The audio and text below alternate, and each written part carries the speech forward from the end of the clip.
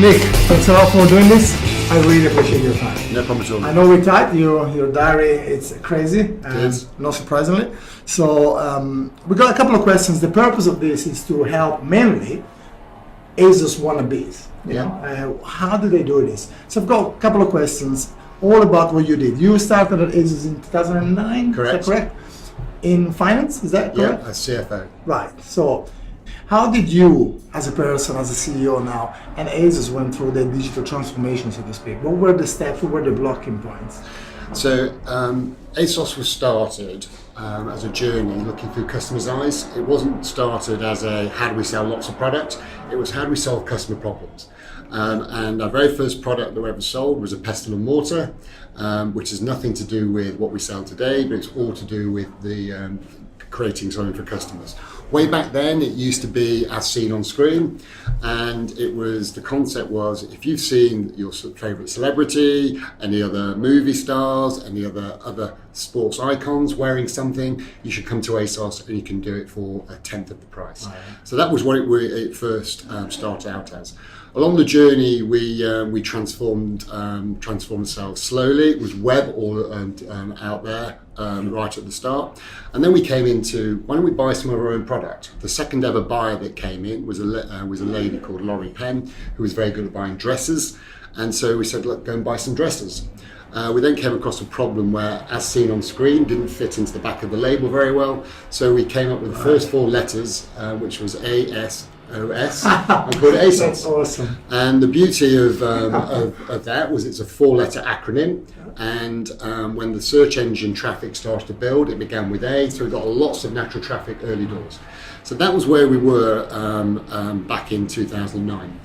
Our very first international sales were around Ireland and Northern Europe, and then we had a customer from Australia go, can you get this dress to us?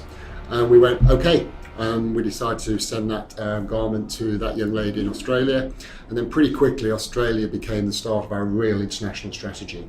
In 2009, international was about 15% of our total sales. Today, it's 60% of our sales. Right. And it kind of came from that first order. Today we have ASOS brand, which is the largest brand on the planet never to have a store. Right. So and that's around 40% of our revenues now. Right back then, we were always looking at our customers' needs, always being never afraid to twist and turn and pivot, and that's kind of hopefully as relevant today as it was then. Yeah, well, if not more so. So one of the reasons why I've asked for this interview is because I'm a true avid ASOS fan. I like your jacket. Yeah, well, jacket. Apart from the shoes, everything is ASOS. So, I like your jacket. But what I love about ASOS as a user is the fact that you guys really seem to listen. You know, I almost read minds. I wish the app could do this, and then it does it, and it evolves all the time. So it's clear that you listen to your people. And how do you do that? And most importantly, once you listen, how do you decide what to implement and what you can't implement? So our best ideas come from our customers. Our second best ideas come from our staff. Our staff are also our most harshest critics. They're our best customers. They're the most prolific customers, and so we listen to all of those, and we try and go, what would it that customers would want from ASOS, and then let's try and deliver it. So we always start from customers' eyes, and we listen religiously, and then we try and implement and delight them with it. I mean, an example with that is 2010. We didn't have any mobile. So our mobile traffic was zero. We sat there and went, customers are going to love shopping on mobile, so let's create a mobile experience. So back then it was just mobile web, and then we went, right, we've got to create an app. So how do we create an app that is simple, friction-free, intuitive, and speaks to the customer the way they want to shop? So all the way through our journey, we've done that. Another example of that was bridal wear. About 3 or 4 years ago, we started on bridal wear. And I literally said to the team, there's no way we can do bridal wear because someone's best day of their life, sending them a bridal gown in a box just isn't going to work.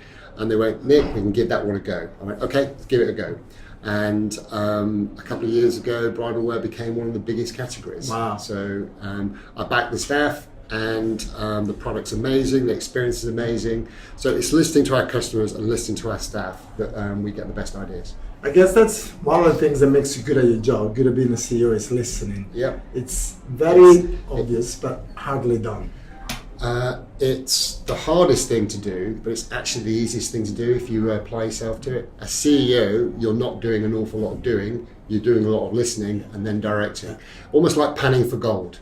So you look for the gold, speak to the teams, listen to what the customers are saying, and then you suggest change to them.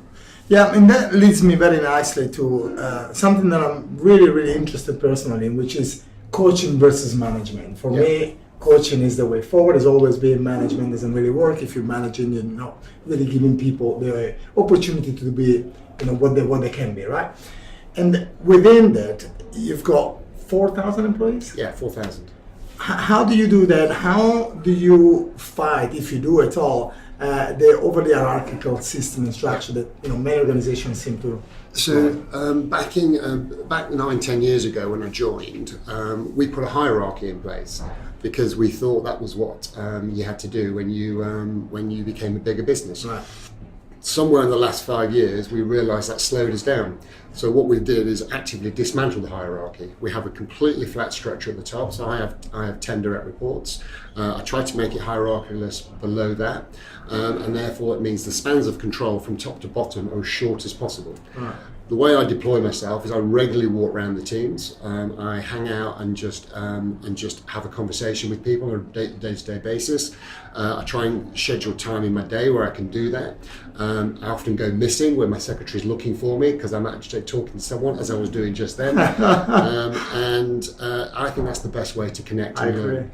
I agree. Our organization is 60 people, and we're having to pay attention to do that, right? Yep. So I don't know if you know Dan Pink, who has written about how people get motivated, and he talks about 3 things: a mastery, they need to be able to be good at what they do. They need to have autonomy, so you can allow them to make mistakes, and ultimately they need a bigger sense of purpose, right? Yep. What is ASOS sense of purpose? So there's something, we'll build on that. First of all, the ASOS purpose is to give people, our customers and ASOSers, the confidence to be whoever they want to be.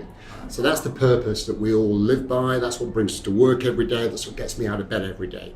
We then have 3 values that we talk about religiously, and we embed in all our communication, and we embed in all our training, which is one being authentic, being brave, and being creative. Those values guide our mission. Our mission is a never-ending, infinite mission. It's to be the world's #1 fashion destination for fashion-loving 20-somethings, and I don't want that to ever end. So it's one of those things that I know when we'll get there. It could be like that nirvana state that we know it'll be beautiful, but we'll just keep on going. What's that mean? It means it's a restless behavior. Nothing's ever a problem. It's an opportunity to fix it. And every time we've run into a problem, it's actually only proven to be a bump on the road. But it's only a bump on the road if your mind is open to the learning opportunity it gives you. And if you have a look at what the customers tell you, have a listen to what the staff will tell you, you find it's something that you need to fix, or you need to pivot, or you need to change, rather than anything else. So we have a very restless culture. When we bring people into the building, all new starters start on a Tuesday, because nobody likes a Monday. So everybody comes in on a Tuesday, and they always meet the exec board at 11:15 every Tuesday. Right. They come into the exec board, and we ask them to introduce themselves to us and tell us something about themselves.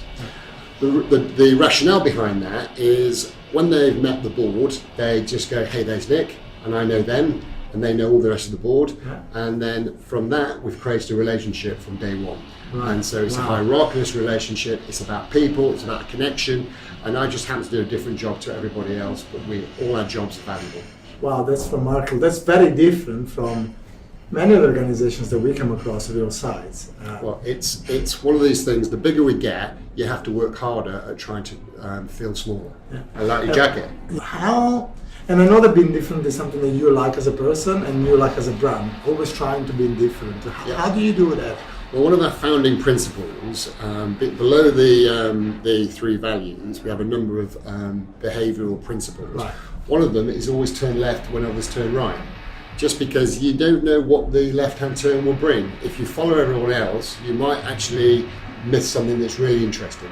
So we actively encourage people to be brave, be creative, and think about something like turning left when others are turning right. So it's one of our founding principles, and we actively call that out as a behaviour. I like your jacket. Yes.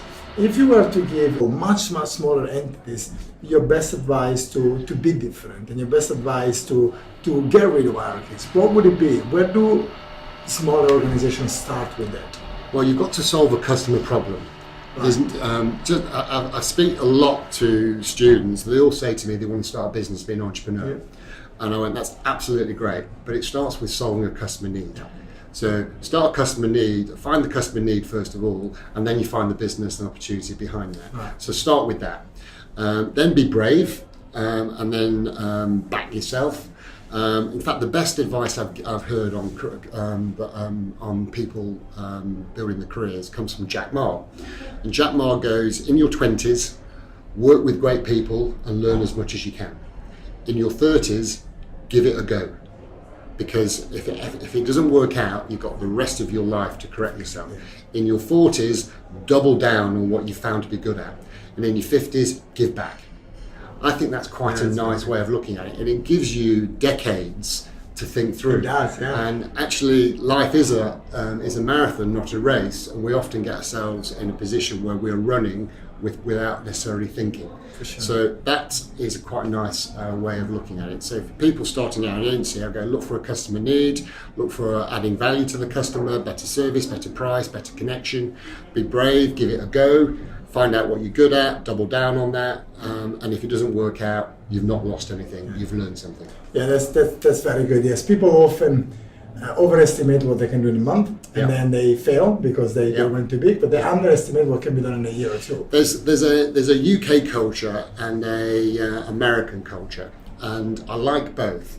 But I've sat in many US startups and seen them present their ideas to me, and they almost wear the number of startups that they've had and failed as a badge of honour. In the UK, they kind of treat it as a failure, and they shrink from it. Whereas actually, the US culture is, I've had 3 startups, and the UK guys will often say, I've had 3 failures. Yeah. But actually, 3 startups means they've had 3 sets of learning experiences. Absolutely. It just depends how you want to turn your mind to That's it. 3 masters, right? Yeah. And I haven't gone to uni, I couldn't afford it, I had to go to work. Yeah. And there was my uni. I like your jacket. So you talked about the US, and I know the US is very big for you guys Yeah. in terms of internationalization. Yeah.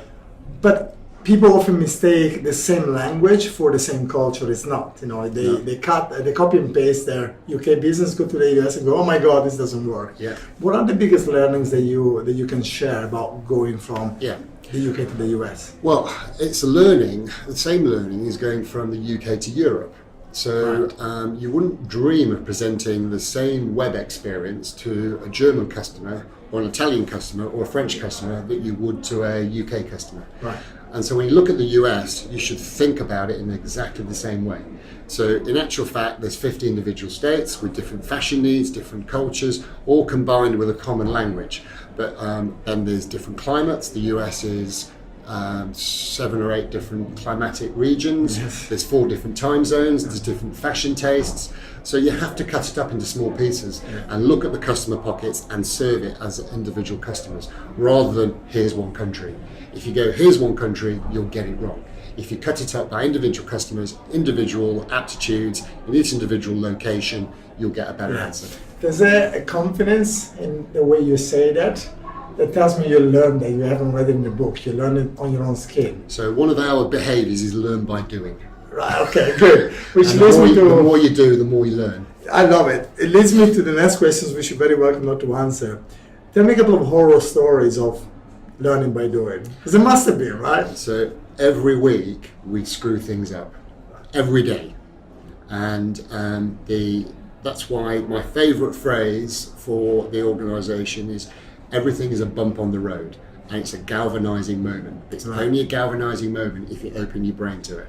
If you take it as a failure and you miss the learning experience. So China's a great example. We had a terrible experience in China, but actually we had a great experience because we learned loads of things, and we realised that we had to either regroup and get better in China, or regroup and wait for certain conditions to come into our favour.